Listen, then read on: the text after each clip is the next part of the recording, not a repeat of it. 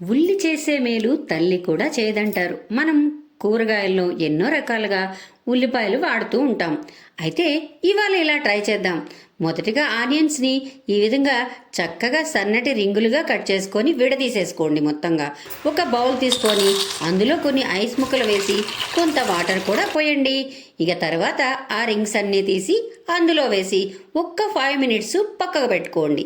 దీని తర్వాత పుదీనా కానీ కొత్తిమీర కానీ మీకు ఏ టేస్ట్ ఇష్టమైతే ఆ టేస్టు, కొన్ని పచ్చిమిర్చి, జీలకర్ర, సాల్టు, కొద్దిగా అల్లం ముక్క కూడా తీసి మిక్సీ చేసుకోండి చక్కగా.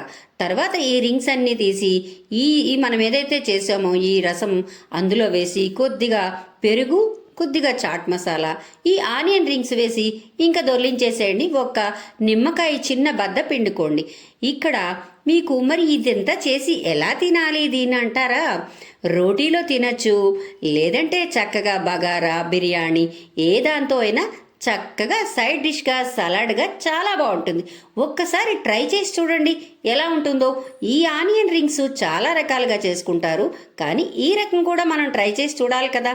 ఈజీ, చాలా ఈజీ. ట్రై చేద్దామా మరొకసారి?